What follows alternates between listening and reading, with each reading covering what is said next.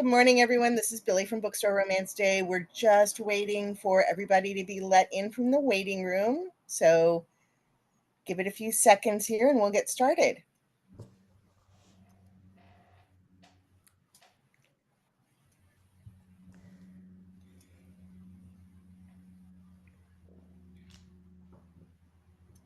Okay, the little counter seems to have stopped, so I'm going to hope that everybody has been let in. Good morning again.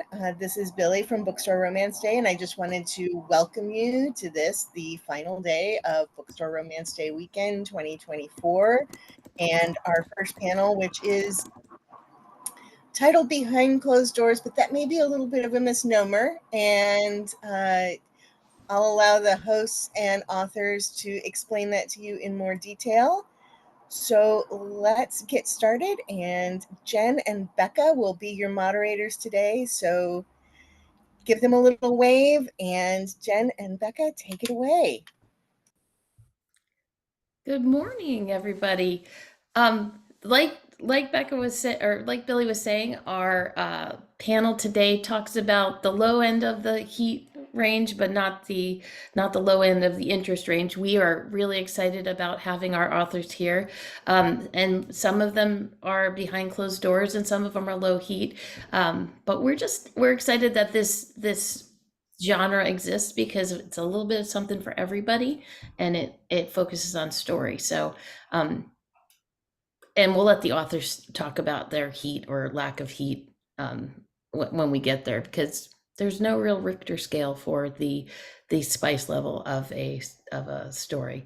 I'm Jen Simonic. I am a bookseller at Queen Anne Books here in Seattle, Washington. I am Becca Westergard Oman. I am a bookseller at Island Books in Mercer Island, Washington. So Seattle and Mercer Island are neighbors. Yes. So, yeah, was pure happenstance that Jen and I ended up on the same panel, but we're close enough to go and visit each other. So that will be fun. It will be. I'm really excited about it. I'm not originally from Seattle. I'm from New Jersey. So some of the reading I did the last couple of weeks was a taste of home, which was pretty fun. I'm looking at you, Jayne. And now we're gonna introduce our authors. They're gonna introduce themselves, and Becca and I thought it'd be fun to hear what their favorite trope was as they introduce themselves and their latest book. And we'll start with Jayne. Ooh, all the pressure. Hi, everybody. Jayne Meltzer. So I am, people like to call me the queen of Jewish romance. I am known for the Matzo Ball, Mr. Perfect on Paper, Kissing Kosher, and my latest book coming out, Magical Meet Cute. I'm really happy to be here. And what's your favorite trope? My favorite trope, ooh, that's so hard, enemies to lovers. Excellent. Well, let's go down. Preslaysa, how about you? Hi, everyone. My name is Preslaysa Williams. I like to say I write romance with an Afro-Filipina twist. I like to weave my culture into my stories. And it's also, there's sometimes some Christian faith elements in those. What else? My upcoming book is A Wedding in the Low Country, and it's coming out in February. And my favorite trope is friends to lovers. Nice. All right, Sarah Beth, how about you? I'm Sarah Beth Durst. I write books for adults, teens, and kids. My new book is The Spell Shop. It is a cozy fantasy about a rogue librarian and her best friend who is a sentient spider plant. And it's written to feel like a warm hug, or like drinking a lot of hot chocolate, which I did while I was writing it, like a lot of hot chocolate. And I think my favorite trope, I do love friends to lovers, but somebody said that already. So I'm going to pick the nice guy next door. Nice, I like that. Okay, and how about you, Jayne? Hi, I'm Jayne Denker. My two latest books, number 7 and number 8, are The Rom-Com Agenda and Hedging Your Bets with St. Martin's. And I'm known for small town. And I have another series, the Marsden series, Welcome to Marsden, which I had with Kensington, and now I've got the rights back, and it's out there on Amazon and KU. And so I think I'm gonna go with Small Town. Nice, nice. I do love me a small town. Lily, how about you? Everybody, I'm Lily Chu. I am a Toronto rom-com writer. My latest book is called The Takedown. And I write books with strong Asian characters. And I think my favorite trope is, I want to say, rivals to lovers, but also hidden relationship. Ooh, okay. And then last but not least, our person with the fake accent, Virginia. Hello everyone, I'm Virginia Heath. Yes, the accent's real. I am that rare beast. I am a British Regency rom-com writer for the huge American Regency rom-com market. And my latest book is All's Fair in Love and War. I like to describe myself as my books as Bridget Jones in a corset. And favourite trope at the moment, because it changes, Grumpy Sunshine. Love that one. Good tropes. And then Erin LaRosa was unable to join us today, so she will not be attending. Yeah. Erin LaRosa of Plot Twist and For Butter or Worse. For Butter. And I think her newest one is The Backtrack. So if you are interested in time travel that lets you see what would have been if you had started that relationship with your childhood best friend, that's the book for you. Ooh. Okay. Let's see here. Intros are out of the way. On to questions. Okay. Let's start with, do you always, and anyone can answer, do you always write behind closed doors or low heat, or do you kind of go up and down the scale? And I can direct it to someone if we need to. I'm happy to answer first because I've only actually ever written one what I would consider closed door romance, which is something with no sex in it whatsoever, just like the suggestion of it, not it actually happening. I think my heat level really depends on the story. It's not, I don't write time and motion studies, so you're not going to have every noise, you know, squelch, whatever. You're not going to have all that. But I try to, when I do write a sex scene, I try for it to always mean something to the plot, as opposed to insert sex scene here just for the sake of it. Because if it doesn't move the story or the characters on, I'm not sure why it needs to be there. That's my personal choice. Nice to have it be, not necessary to have it be constructive to the plot, but it is nice to have it continue to move things along. Yeah, definitely. Anyone else want to answer that question? Sarah Beth, our cozy fantasy person. I usually do behind closed doors, mainly because I trust the reader's imagination on those scenes. In the same way, I wouldn't necessarily always describe the terrifying magical monster, because I feel like the reader can add that extra spice on their own. I also, and this is very dorky of me, but when I'm reading like very spicy scenes, I tend to think, oh, that's private between the characters. I'm not meant to be here, and I'll flip through. I don't think you're the only person who does that.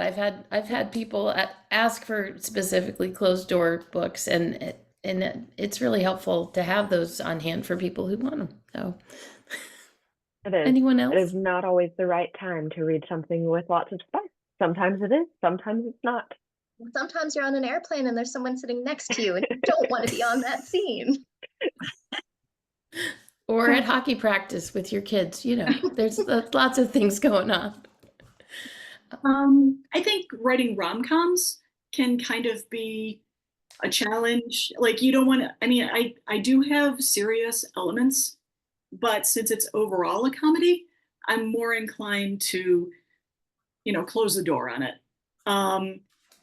It's a balance between being goofy and then having this fraught sex scene. I mean, I'll go up to a certain point, but then it's none of my business, honestly, because I'm basically 12 years old at heart, and I just start laughing.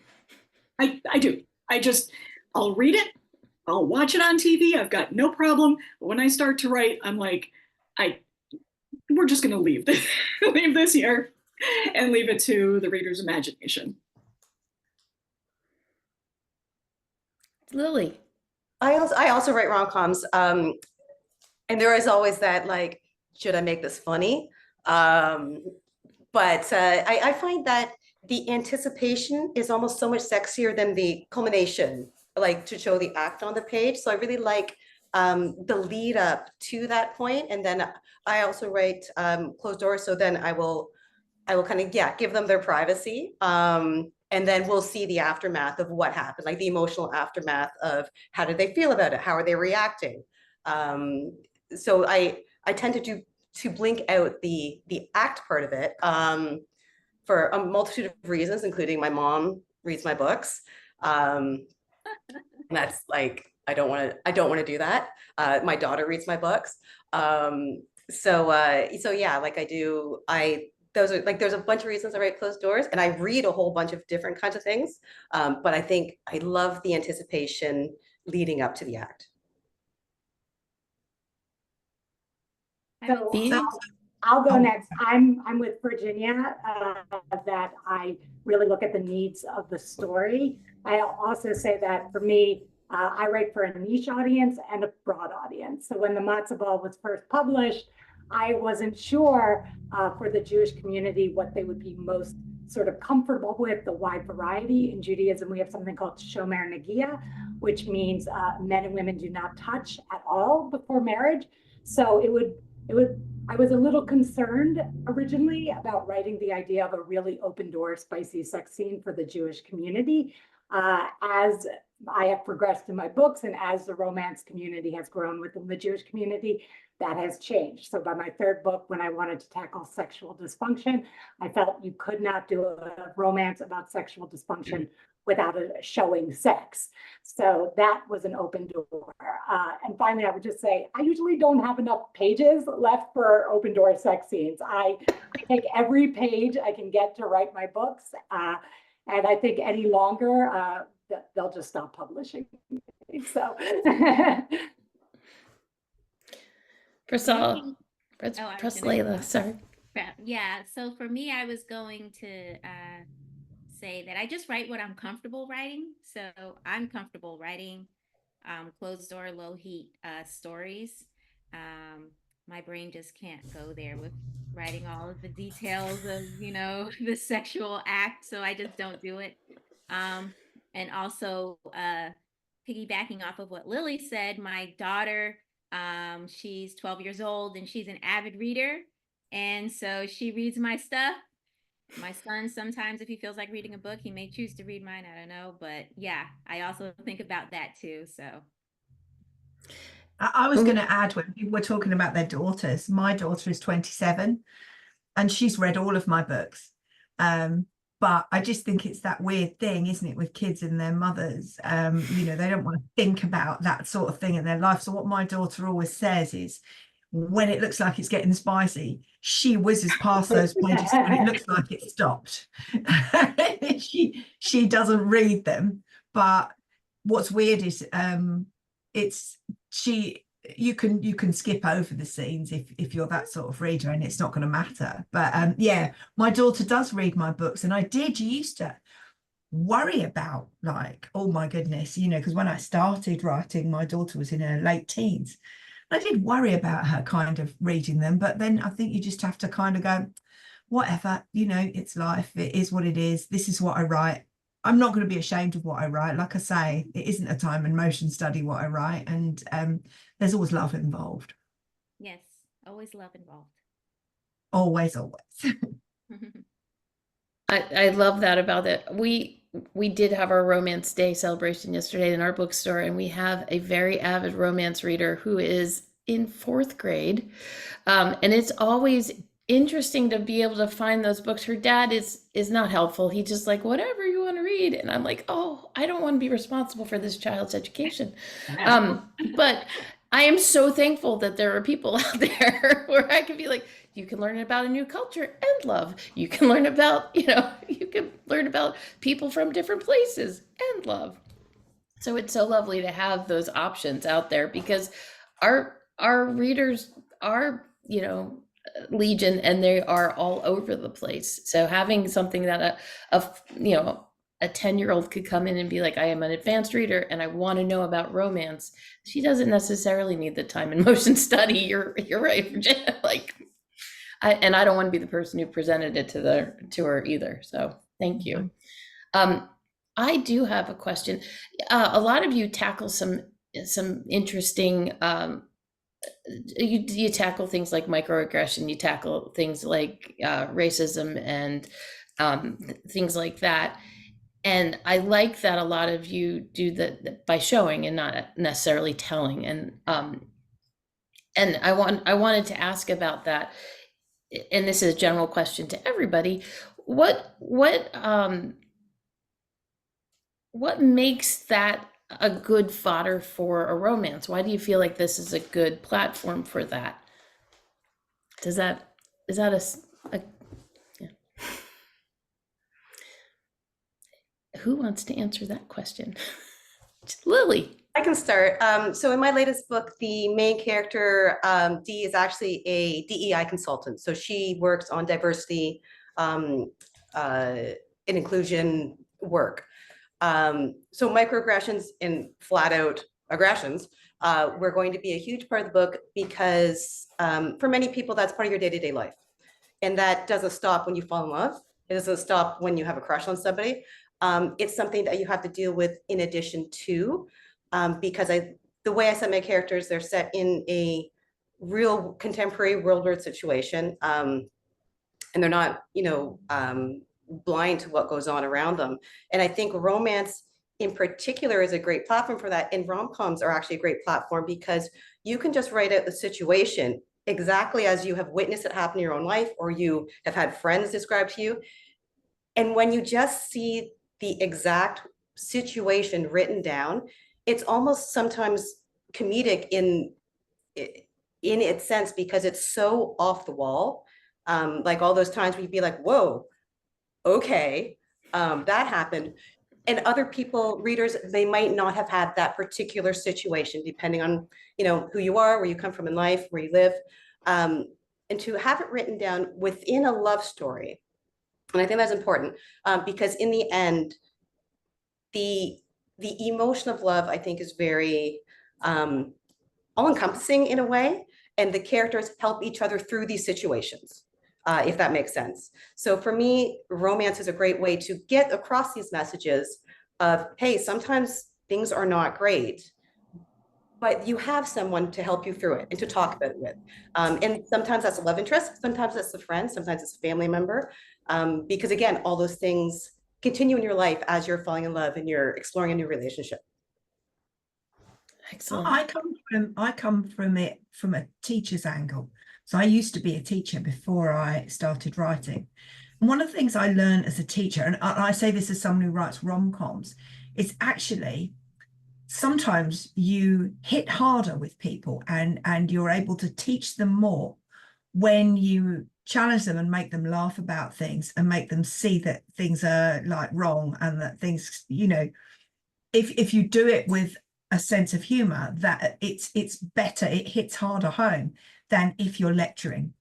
And so I think that there aren't many topics that I think I would have off limits in a rom-com. I mean, there's probably one or two. I did manage to write a few years ago one about a smallpox epidemic, and there were some funny scenes in it. So, I think life is intrinsically funny, but I do think, going back to your question, that people are more inclined to listen when they're happy about something than when they're not. Anybody else want to take that question? I was going to add that when I talk about or when I reference like microaggressions in my stories, or those are heavy topics, hurtful topics. And so putting them in the context of a love story, a genre that to me is a genre where you get your happily ever after, a hopeful type of story. I think it's a nice way, it's a nice vehicle to do that, because there's hope, and there's love. And usually when people experience these things in real life, it just feels like just awful. So yeah.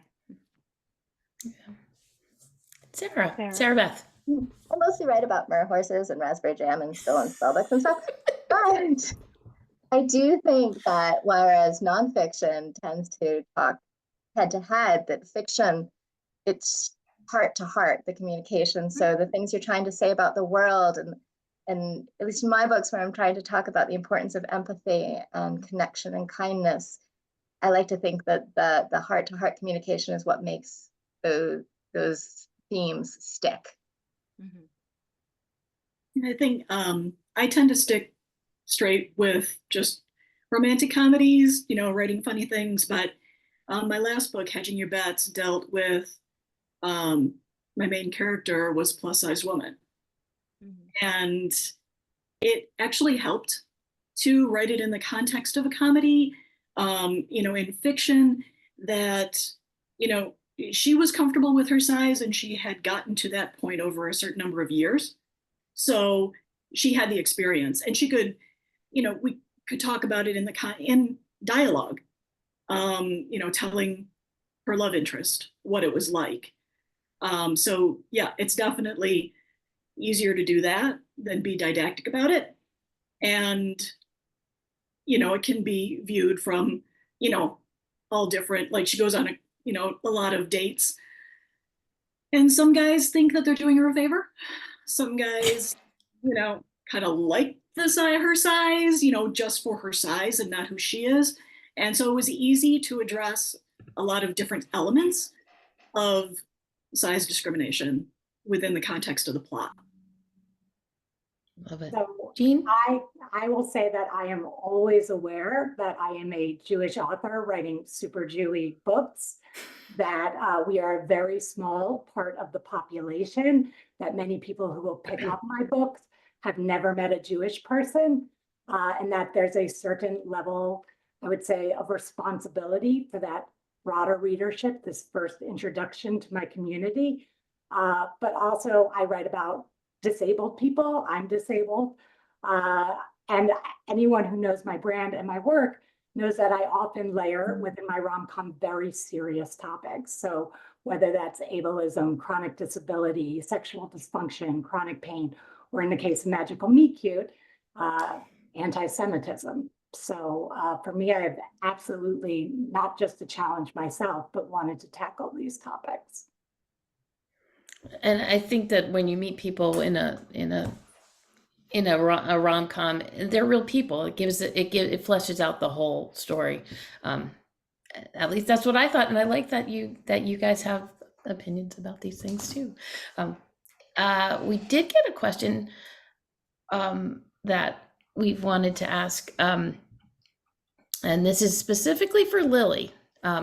Over the last few panels, I've heard from a few authors that they need to make their book less Canadian for an American readership, and you're our Canadian, so I love the Canadians. I don't know why we'd want less of them, but have you received that feedback? Personally. Oh, sorry. I thought we were That's it. Sorry. That's awful. Like that's really sucky. I personally I've never heard that. Okay, huge caveat, I tend to avoid reviews. So it's possible my reviews are like, wow, way less Canada, and I just don't see it. But my books are set in Toronto. Most people are Canadian. They're Canadian references. And across the board, all the comments I get are, I like if you're Canadian, it's like, it's nice to have something set in your city or your country where you kind of get references. Like I remember the first time I read a book set in Toronto where I live, and I was like, I know that place. Like I too, like main character, went jogging around that particular track, and it's a very nice connection. But they're like, oh, I like the like, they want to know more about Canada if they are not from Canada. My editors have never mentioned, like, can you un-Canada it? I don't even know how I would. And like, you know, it's not like, when we're thinking romance capitals of the world, it's not like it goes like Paris and Toronto. I mean, it might. It might soon. But it's a great city with like lots of romantic opportunities. We have fantastic food. We've got great places to go. It's extremely diverse. It's, I think, the most diverse city in the world. So I love setting my books here. I like that people like reading my books set here. And I feel bad for those authors who have been told that. I think that's really unfortunate. More Canada. Surely going, like when you dive into a story, it's going into another world. Surely going to somewhere that's not where you live is a great thing.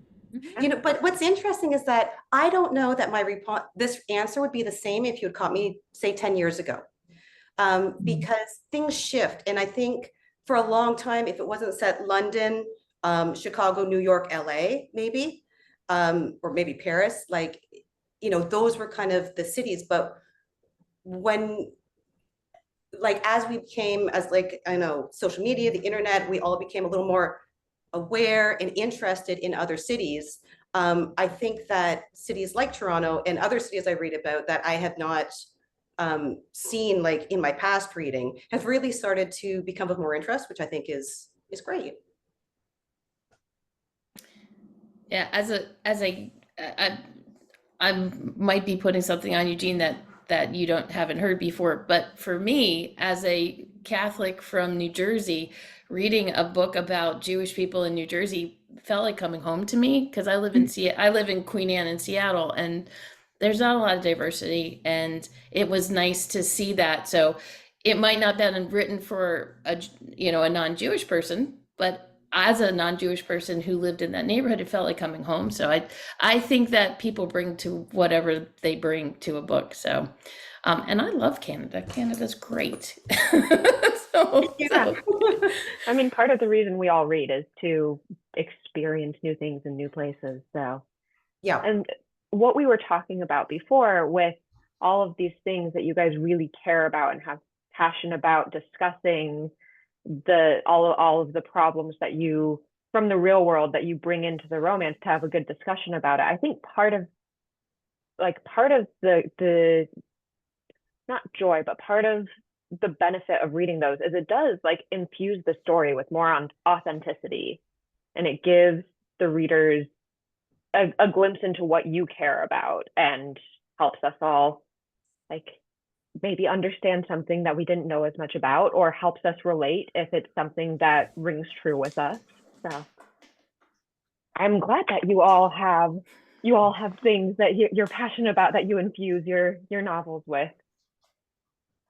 I'm looking for all of the new hockey novels to come out. You're all going to write hockey into your own thing, the Lowland. That's a big sport there. It is. We were pulling sports romance to do an event for Bookstore Romance Day, and more than half of the sports romances on the shelf were hockey romance. So, you know, if you guys ever need to switch to sports romance, that's the one, apparently. I feel there's room for other sports. Do you think it's only hockey? Covering the things that you're obsessed about and the things that interest you. And I think like the one bit of writing advice I always love to tell people is not to write what you know, but write what you love. Write the things that you're passionate about, and that's going to translate to the reader, whatever that passion is. Yeah. Yeah. Along those lines, how do you keep your readers engaged, since there's not you don't have the really descriptive frequent sex on the page? How do you are there tricks you use to keep the readers engaged, or things you find that really continue to like draw them to the romance? Oh, I don't think that for people who are looking for spicy romance, I don't think you can win them over. I do read my reviews, Hi guys. And I get a lot of where's the spice? And people get angry if they want the spice and they expect it. And I don't know why, because there's no implication that there's no, I'm not leading anybody on, but they're still looking for it. And that's what they want. And Lord knows there's tons of spicy books to read.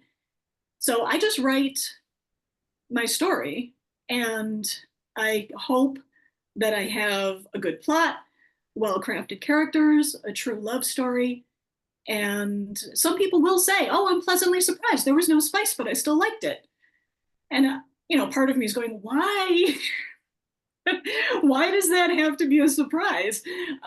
We watch TV shows without graphic sex. We watch movies, they don't all have graphic sex. So I don't feel obligated, and I don't to include it, but I also don't feel like what I do write is a substitute for sex.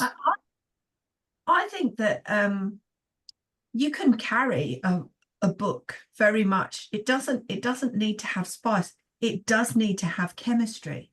And I think chemistry is a very, very different thing to spice. You can't have spice without it. If you do, I've read a couple of books where I'm like, I'm sorry, why are these two suddenly going at it like a train? And when they really hate each other, there's nothing there. I've not seen anything there. It pulls me out of the story. And I think actually what you've got to do as an author, your job as an author, is to show the readers from very early on that these two people are meant to be together, and they're just too stupid to know it. And your job as an author is to kind of give them all the opportunities possible to get them to finally see what's right in front of their eyes. And I genuinely think that the pace of a story is dictated by the chemistry of the characters. And you don't need to have sex for chemistry, but you do need to have chemistry for good sex in a book. So I'm actually going to jump off of that. I would use a different word, Virginia, because for me, and again, keep in mind, I'm writing for a niche audience with a different cultural worldview than maybe a broader audience. I would use the word intimacy over chemistry. So for me, what I really want to see with the characters is that they're going through a level of intimacy with each other. And the sex then almost becomes, or the chemistry becomes almost irrelevant, because it's their souls that are aligning together. That's kind of what I'm talking about when I'm talking about chemistry. It is that kind of soulmate thing. But we don't have a concept in the same way of soulmate, but it's more that it's your other half, it's your destiny. Again, it's a different worldview where, for example, people can get married after 2 dates because you're looking in the same direction, maybe not in each other's eyes. So I like the word intimacy because to me, it implies a spiritual connection over a sexual connection. One of the attendees commented in the chat, the key to your lock, that's fun. I like that. I like that. Fit together. I was going to add to the question, how do you keep readers engaged without sex? For me, it's just the emotional connection, the story, the emotional story between the characters. That's what's attractive. And even regardless of whether you do have sex on the page or not, any book that has that emotional connection with the characters, and also strong scene craft, doing those little tricks to keep the reader wanting to turn to the next page. Those are what keep the reader engaged, in my opinion. Sarah Beth? I like the details that imply a lot, the little sensory details, like, in that version of Pride and Prejudice where Darcy does that little hand flex after he's just touched her. Those little moments, and the moments where you're fully in the moment of the character. I have a lot of food in my book. Like, we're eating jam a lot, and we're having tea and really good cheese. And those moments of being fully present in your own body and fully experiencing the joy of being alive, I think that pulls the reader into the story and casts a spell that carries them through. That's lovely. We do have, I do read the comments as we're going. We have a lot of really positive comments. Back to what Lily was talking about being Canadian, we had someone who said, I'm tired of thinking about Harry Cavill as the leading man. I'll take Ryan Reynolds any day. I love the Canadians, which I thought was, sorry, I'm misquoting. Thank you, Canada. And Sylvia says, you really can't please everyone all the time. You're not pie. It's okay not to please everyone. We're all grateful for the diversity and interesting stuff. And we had Emily say, give me chemistry over spice any day. At this point, I think we'd like to open up some questions to the audience. And we have one from Betsy as a question. Do you ever put the spice level on the Amazon blurb or on the back cover? Is that something that you make sure to put there? I see a lot of no's. If you're traditionally published, that's something that you don't really get a say in. You might help build the blurb, but you're not going to put that sort of thing on it. If you're independently published, yeah, maybe you can. But what I've noticed now is publishers, when they're putting like that, what they call A1 data on a book, the quotes, sometimes one of the first things they'll say is steamy or sensual or something like that to give people a clue, or a sweet is, the word often used. So I think publishers are trying to give people clues, but not always, and it's not across the board in my experience. How do we feel about that? Do you think it's a good thing that people know what the spice level is going in? For me, I think that people should, or the reader should know. And I'm traditionally published, so obviously I don't have control over that. So, sometimes in my social media posts, I'll mention it. That's how I get the word out about my book. I mainly just need to know if the dog survives. Dog should always survive. Always survives, right? In the rule of thumb. No dead body. If not, you're just watching John Wick movies, and that's just a totally different subject altogether. Yeah, I'm British. The dog should always survive. My dog is right here, actually, right behind me. I agree. I believe in my book chat, one of my colleagues recommended a book, and the dog did not survive, and that almost broke us all apart. I was like, no, I'm sorry, it was suggested. Wow. Not nice. Definitely should have a trigger warning. That should be the dog died. Don't pick it up. I do think, though, in general, you're making a promise to the reader when you start telling a story that they're going to have a specific kind of journey through this. So it's nice to set the expectations accordingly. But that said, you can't always control how the book is described. You can just hope that the promise of the words that you're telling is what they want. Mm-hmm. I do think, talking about covers, I do think that actually covers are a little bit responsible for some of this kind of confusion at the moment. Is the covers that used to be like rom-com-y covers are now they're also, like, when you see a graphic cover, it's so people can read spice in public, and then that means people will pick up a book thinking it's spicy, and if it isn't, like Jayne was saying, they're going to be annoyed about it. I do wish there was something. I don't know if maybe that, there was some sort of thing in a bookstore on the shelf that would help people, but I do think covers play a part in this. We have an excellent comment by Catherine that says you shouldn't judge a book by a cover, but if I see a young woman melting in the arms of a horned beast or an alien and there's no spice, I will get annoyed. And I think that's fair. Fair. And the flip side of that is if you see a cute little cartoony couple standing on an ice rink in their little uniforms, and you open it up and you get, you know, some very vivid play-by-play. I think you have a right to be a little bit shocked if you weren't, you know, if you didn't read some of the reviews. So Yeah. We And have Dean- oh, are we good Go on ahead. that one? Go Yeah. ahead. No, we have a second question from Sylvia Martinez. I know you guys don't write explicit scenes. Is that also your preference in reading? You know, it's so interesting because, again, I didn't start reading romance till much older in my life, and I came into romance through the indie world. So my first book was a deliciously smutty, wonderful book by Helen Hart, and it completely changed my life. Here I am now writing romance. But as I've sort of gotten more into romance and more reading, and I'm doing so much reading right now through my own book club and through other organizations that I'm working with, I think my preference has changed, and I find that I actually do enjoy. I love everything, and I see value in everything. But I think for me, I don't need it as much as maybe I did in the beginning. So I just love a good plot. I always joke, I give good story. And that's all I want at the end of the day. I want stakes, I want character development.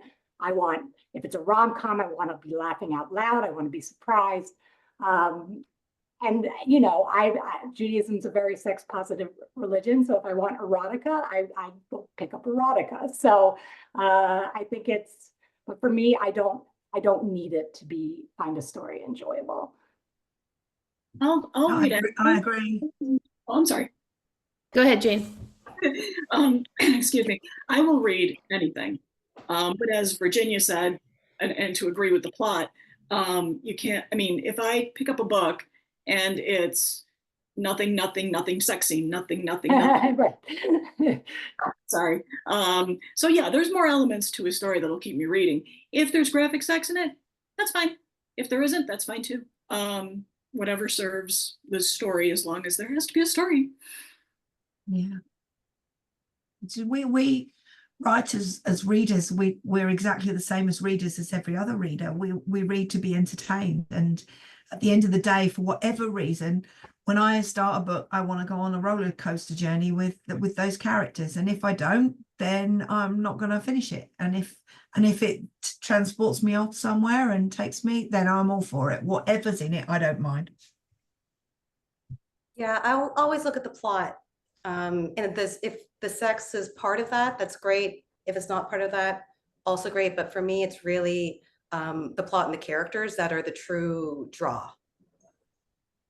Yeah, for me, story is draw, regardless of whether or not there is on-page sex or not. The one thing that I probably wouldn't feel comfortable reading, though, would be like BDSM.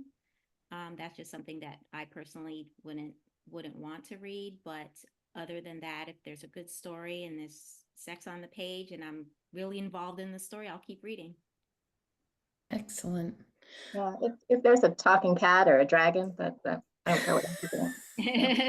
Yeah, but I do tend to, when I'm deciding what book to write next, I always ask myself, if I were to walk into a bookstore or library, what would I want to pick up? And that's what I try to write every time. Yeah. Awesome. We have another question from Mary, one of our audience members. It says, Jane Austen's reinterpretations are huge. How about someone doing other behind closed door classics like The Scarlet Pimpernel or Lord Peter or Harriet Vane redone in modern times? Have you guys ever thought about a retelling of something? It looks like Jane's got something to say.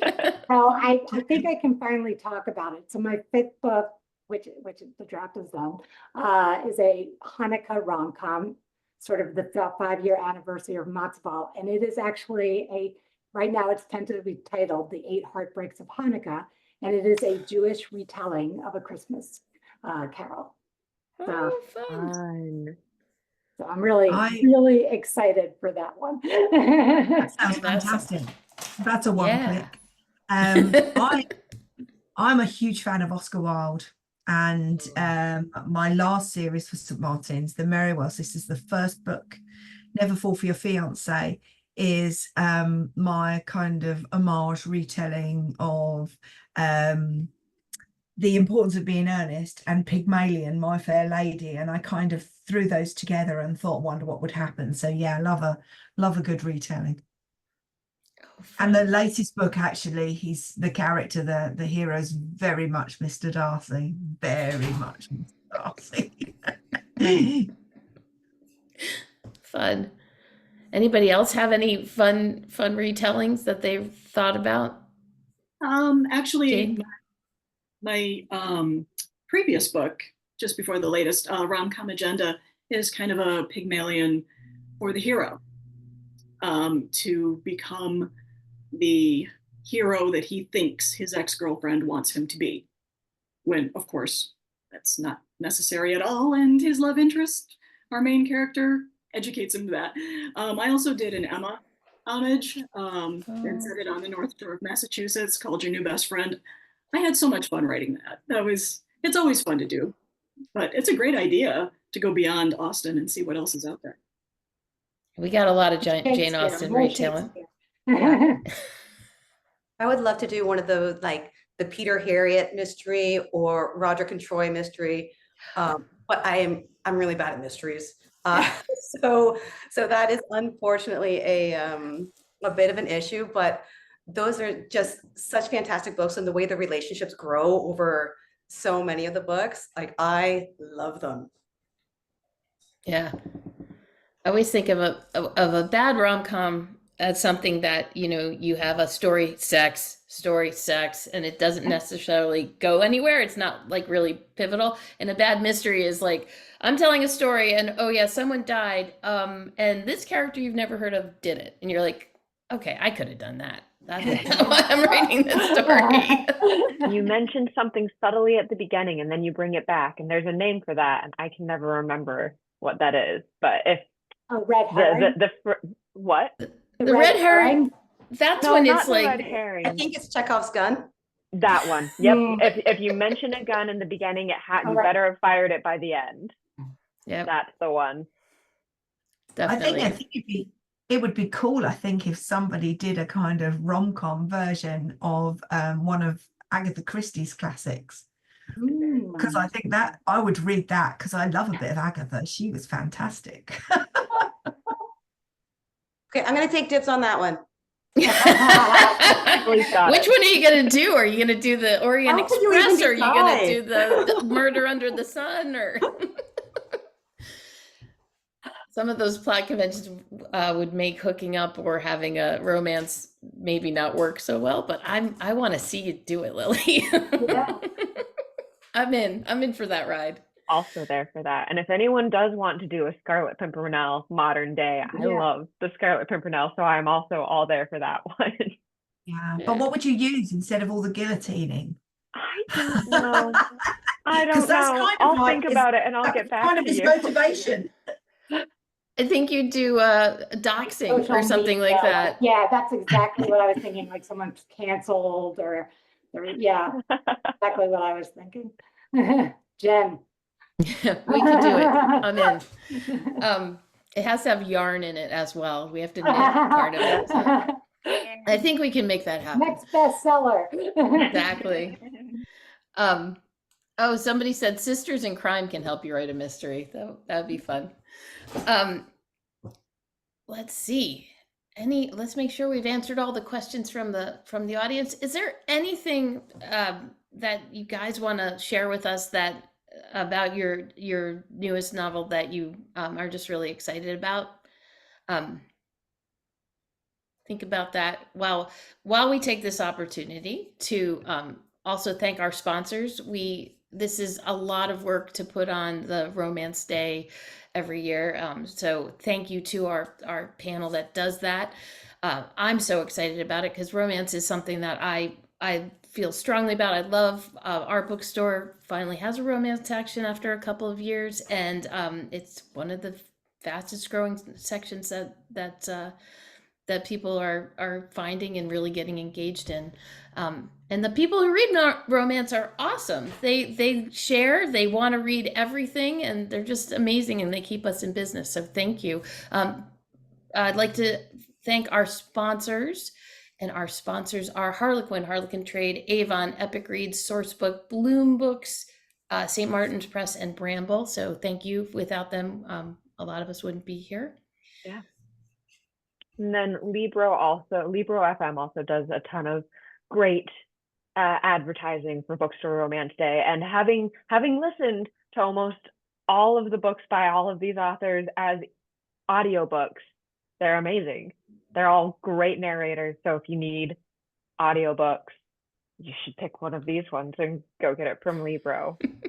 So, and you can also buy these books in bookstores near you, local independent bookstores. Yay! Also, bookshop.org lists all the books that are behind closed doors if you want to do that. And in our chat, we've got some links that'll bring you to these authors' books. Virginia, do you have a question?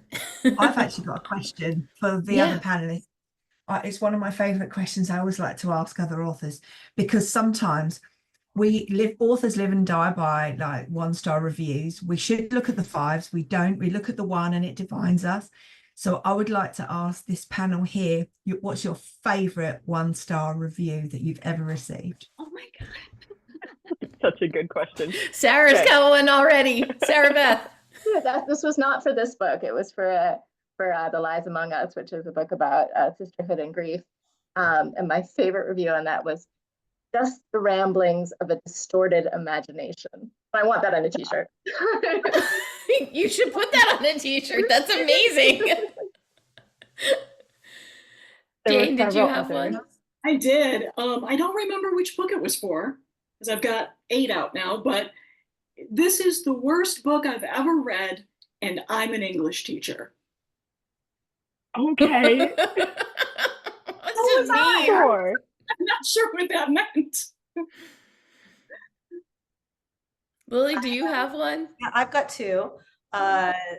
This is actually kind of when I stopped reading reviews. The first one was for my debut rom-com, and it was it was quite long actually, but the part I remember was it was man-hating femlit, which I'm like, mission achieved, great. Like, and I'm like, I guess it's man-hating because the men in there are kind of like respectful and nice. I don't know. And the second one was just language because there was swearing. Oh no, heaven forbid.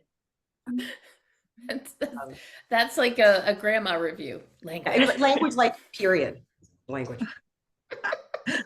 I love 1-star reviews. Like I will buy a book based on the 1-star review sometimes because I just think they're fantastic. My best 1-star review I actually used as an advertising thing.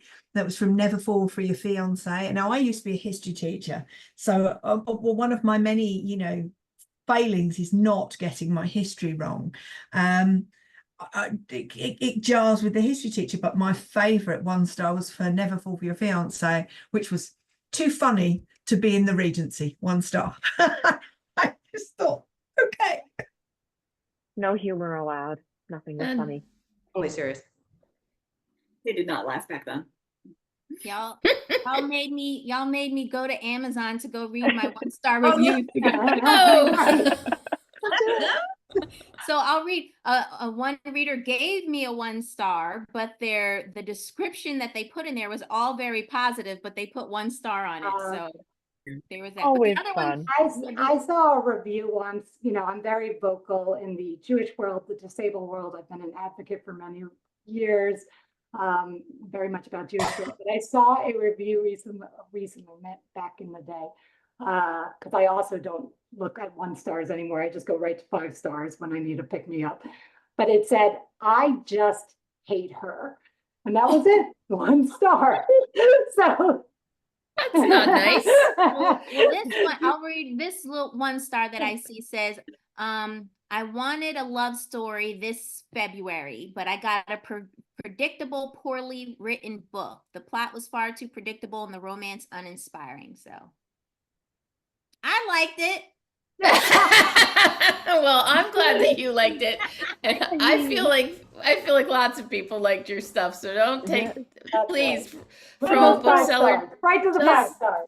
Romance as a genre, like we read romance because we want the happily ever after. If we don't get the happily ever after, it's not really a romance. Right. So. Yeah. All right. Well, yeah. Ignore that. And I love how our one of our listeners edited themselves. Ignore that SH star T. So you don't need to. It's a good Language, job. period. Language. Did I pick your puppy? Why do you hate me? Oh, speaking of puppies, in case you need it, there's a link posted in the chat as well called for a website called Does the Dog Die? So you can go and you can check and you can be safe in your readings now. Okay. What about cats? What about cats? I don't. Maybe there's a filter. Maybe it does multiple. Okay. It covers pretty much any trigger warning you could think of. Oh, Lovely. I use like a Watchdog. listing by like breed, you know? So like, oh, I want a golden book. I want a husky book. I feel like that's the next website. No Labradors died in the making of this story. Yeah. Well, and I love romance because I can think of at least one book that has a golden retriever and a character that's the hero that's golden retriever like. So I mean that's the span that we go in.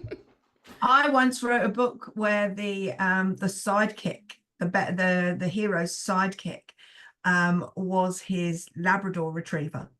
And like he kind of saves the day, and I based him on my dog because people kept saying, when are you going to put Trevor in a book? So I did. Lovely.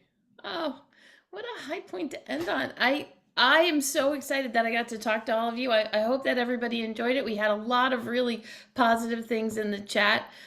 Don't read those 1-star reviews. Those people are haters. You don't need them. You are all so lovely. Becca, did you have any last things to comment on?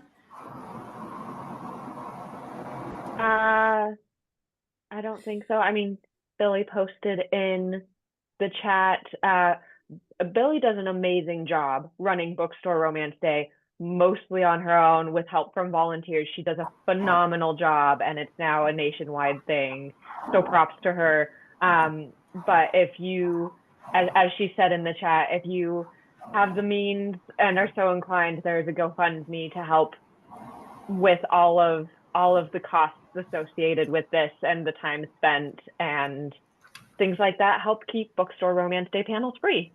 So yeah, thank you for the reminder, Becca. I do have another comment that says RIP to my to be read list, which just exploded thanks to you lovely ladies. So thank you so much for being here. And thanks for the opportunity to talk to you. Hi, everybody. This is Billy again, just popping in to thank everyone for being here, to remind everyone who attended that this will be recorded, so that will be available on our YouTube page soon. Thank you to all of the authors. Thank you to Becca and Jen for moderating. And thank you to our friends at Libro FM. Everybody who registered for this panel will be entered into a drawing to receive a bundle of audiobook credits. So you can maybe make a little dent in that TBR. Thank you all again. We have 2 more panels coming up this afternoon. Hopefully I'll see some of you there. And if not, have a lovely Sunday. And thank you for being part of Bookstore Romance Day.